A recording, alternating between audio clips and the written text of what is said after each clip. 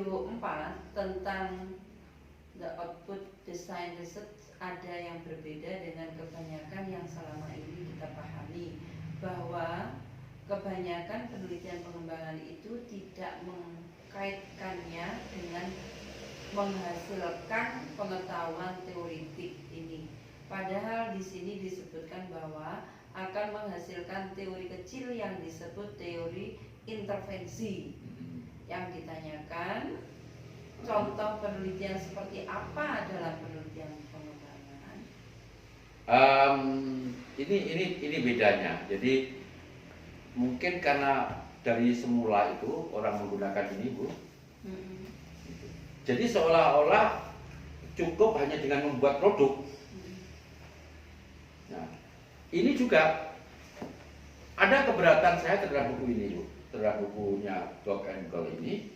Di sini itu tidak ada kriteria kelayakannya. Ya, itu kan pernah menerapkan, ada nggak kriteria kelayakan? Tidak ada. Ya pokoknya revisi apa gitu ya, evaluasi revisi gitu ya. Kriterianya ditunjukkan apa? Tidak ada kan? Tidak ada. Nah, bagi saya membuat produk bagus, membuat prototype yang bisa diterapkan bagus, tetapi khusus untuk mahasiswa magister, mahasiswa doktor, saudara membuat karya ilmiah, bukan membuat barang. Oleh karena itu, inilah yang lebih cocok.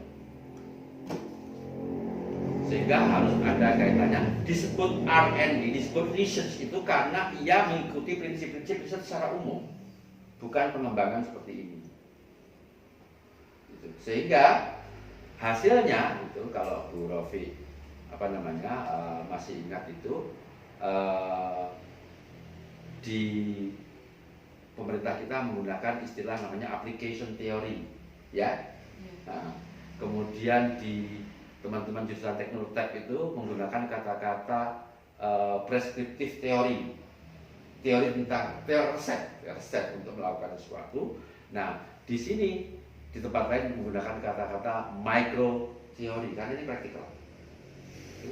Dan di sini menggunakan kata-kata intervention theory. Nah, mengapa? Karena ini adalah research. Ini bukan pengembangan. Kalau pengembangan saja guru buat selesai sudah. Nggak usah berdasarkan penelitian, baca jurnal, nggak usah. Tapi karena ini adalah penelitian dan ini sudah terbukti lebih bagus daripada yang dilakukan oleh kebanyakan orang, maka salah satu tugas penting dari mahasiswa tidak hanya membuat produk, tetapi membuat produk yang bisa dipertanggungjawabkan secara ilmiah.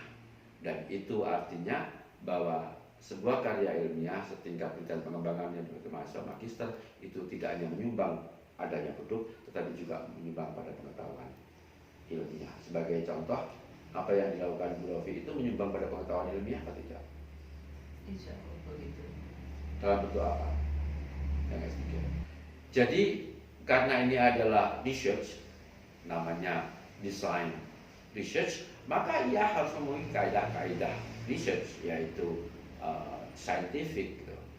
Dan tentu saja karena produk dibangun berdasarkan research finding, temuan-temuan penelitian, bahkan juga teori, maka ia di akhir nanti juga akan dilaksanakan dengan prinsip-prinsip keilmuan, dievaluasi dengan prinsip-prinsip ilmiah, dan akhirnya temuannya itu juga memberikan kontribusi kepada dunia keilmuan. Nah, namanya macam-macam. Ada yang menyebut itu disebut practical theory, ada yang menyebut prescriptive theory, ada yang menyebut micro theory, ada yang menyebut intervention theory. Bahkan di Indonesia di KKNI, ya, itu disebut teori aplikasi, Apakah menyumbang kepada pengetahuan ilmiah? Mungkin Bu Rofi bisa menjelaskan gimana? Ya, karena dalam penelitian pengembangan itu kan melakukan eksperimen. Ada eksperimen? Ya, ada eksperimen seperti penelitian yang saya lakukan. itu 3 kali eksperimen. Tentu saja ini sudah melalui uji coba yang saya lakukan, dan setelah itu juga akan bisa memberikan ilmu baru kepada pengguna. Jadi desain uji cobanya berupa eksperimen. Ya. Berapa kali? 3 kali. Nah itu kan berarti melebihi umumnya peneliti. Ya. Peneliti kan eksperimen sekali. Bu Rofi selain membuat itu harus melakukan eksperimen 1, 2, 3 kali. Kau maunya, kau mau melakukan Ya, satu harus eksperimen 3 kali. Ya harus mau, karena ini demi profesi saya sebagai seorang konselor. Gitu ya. Karena profesi mencintai konseling ya. Mudah-mudahan teman-teman yang lain juga seperti itu, sesuai dengan kemampuannya. Sudah, itu. Ada satu pertanyaan lagi dari Mas Muhammad pribadi. Video nomor 9 dijelaskan tentang kendali mutu dalam penelitian pengembangan. Yang ditanyakan, apa yang menyebabkan hasil akhir dari penelitian pengembangan tidak dapat diterapkan pada pengguna? Oh itu banyak. Tadi konteksnya diperhatikan gitu. Coba misalnya bisa dibaca pada buku itu. Ini jelas sekali lah di buku ini. Di halaman 19 itu begini. Rumusan masalah untuk penelitian perancangan itu bunyinya seperti ini. What are the characteristics of an intervention X for the purpose or outcomes Y? Itu it consists of Y1, Y2, Yn in context Z. Jadi di sini tuh ada intervensinya. Itu berarti produk. Ada tujuannya Y 1, 2, 3. Kognitif efektif, kemudian motorik, jadi kan in context Z gitu. Nah, ini perhatikan ini in context Z. Jadi selain mungkin usernya tidak capable dan karena itu perlu dilatih gitu ya, itu mungkin saja konteksnya itu berbeda, tidak ditetapkan. Tentu kalau Anda membuat Bu Rofi waktu membuat yang tesis itu konteksnya SMP, SMA, SMK? SMP ya. Kalau seandainya SMP itu dibawa ke SMA bisa nggak kira-kira? Ya perlu penyesuaian karena karakteristik SMP, SMA, perguruan tinggi kan tidak sama. Oke, konteks ya berarti ya. Konteksnya perlu diperhatikan. Jadi 1, saya identifikasi 3 ya. Mengapa ini tidak efektif? 1, produknya belum sempurna, belum layak. Memang belum layak. 2, usernya tidak cakap.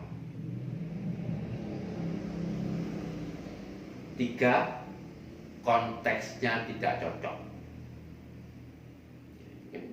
Karena jurusan olahraga mungkin bisa memperhatikan ada banyak model pelatihan di luar negeri yang kalau dibawa ke Indonesia tidak cocok. Konteksnya yang berbeda.